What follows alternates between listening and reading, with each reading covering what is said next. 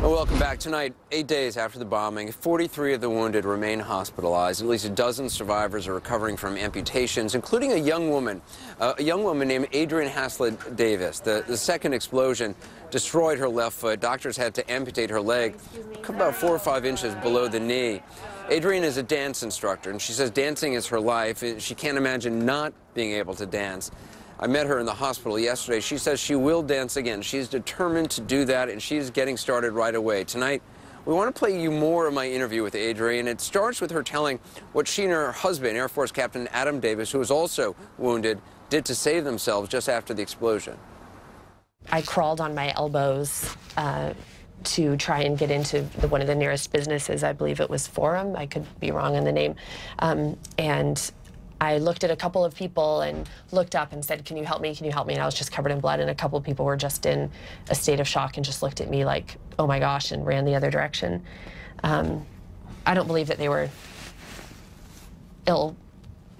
ill-intended. I just think they were just in shock. And then I grabbed the door open with my elbow and crawled into Forum, dragging blood, and asked a couple of people for help, and finally received it. How long were you there for? We were there, it seems like forever. I right? mean, timing could have flown or it could have gone. My guess would have been 5 to 10 minutes. Yeah, maybe 10 to 15. It's hard to tell when it seems like it crawls by. We definitely had some people there, and I just kept saying tighter and tighter. The pain was unbearable. I was asking for whiskey. I was yelling at people and asking for whiskey or vodka because we were in a bar, and I thought... Is that the real reason you crawled into the bar? Yes, it is, actually. I just thought, well, I may as well get a drink now. Did people bring you whiskey? No, they didn't. Okay. They didn't. Wise. But I thought, you know, this is going to be a long process. I knew that there were bombs going off. I didn't know if there were more. I didn't hear them, but I wasn't paying attention. I didn't know if there were more. I thought, I'm going to be here for forever. We're going to be here hurt forever and losing all this blood, because it was the middle of a marathon. There were bombs going off. There were probably hundreds of thousands of people hurt, and I didn't think that they would get to us as fast as they did. And before we knew it, a doctor came pushing his way through the crowd, who was just dressed in civilian clothes, and said, I'm a doctor, and he immediately tied the tourniquets tight enough that I lost feeling in my leg, which I was so thankful for. Tying those tourniquets on the scene in that bar, I mean, that probably saved you. It probably did, yeah. I would love to find those guys that were there that helped. I'm thankful for Adam for helping. Obviously, I've thanked him a lot, but I'd love to find those other people that I can say thank you to. You don't even know who they were? No, I'm not sure. Just good Samaritans, yeah. At what point, I know your mom came, your mom and dad, and you woke up, I guess, the next day. They were there the next day when I woke up. When I went into the surgery, I still thought that they could save my foot. I could move my toes. I could feel them touching my toes. They said, wiggle your toe. Do you feel your foot? I could still do it. So I thought that in my forever optimism and thinking positive that I would still have my foot, and woke up and I didn't. Do you still feel the foot? I do. Not right this second, but I do. When I have a sheet over it, I can feel that feeling of the sheet on top of your toes. I still have phantom itch, which is weird. You can't scratch it. You're determined to dance again, though. I am. What's your favorite dance? That's hard to say. That's like saying what your favorite song is. It's like on Sunday mornings I want like a waltz or a foxtrot or something slower, but on Saturday nights I want like a cha-cha or a mambo, or depends. I do them all, so. What's the first dance you want to do? Viennese waltz.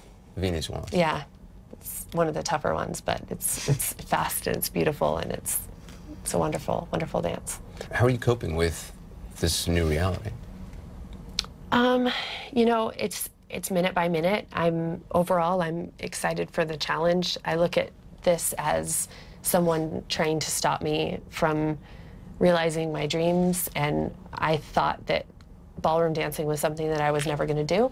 In dance, it just seemed like it was a tough arena to be in, and I've conquered that, and I'm not ready to stop. And so I feel like somebody has come along and said, oh, we're not going to let you do that anymore, and now I'm going to prove them wrong. So I take it day by day. I think I have moments where I just throw water bottles across the room and throw my walker and just get angry and mad that someone did this to me and someone did this to Adam, and that I won't be able to have the same dancing in the same movements that I had before, and dressing takes longer and showers take longer, and I get angry. I definitely get angry, but I try and stay on the positive side. She's an amazing young woman. A website has been set up to help Adrianne achieve her dream. She's going to need prosthetic devices. They're very expensive. You can find out how to help her, as well as many others in need, in Boston on our website at ac360.com. We have links to a lot of different groups and also to the website that her family has set up to help her raise money. Now, over the past 8 days, we've seen just such incredible examples of resilience. Boston Strong has become the shorthand for it. That strength will no doubt be tested many times in the days and months ahead.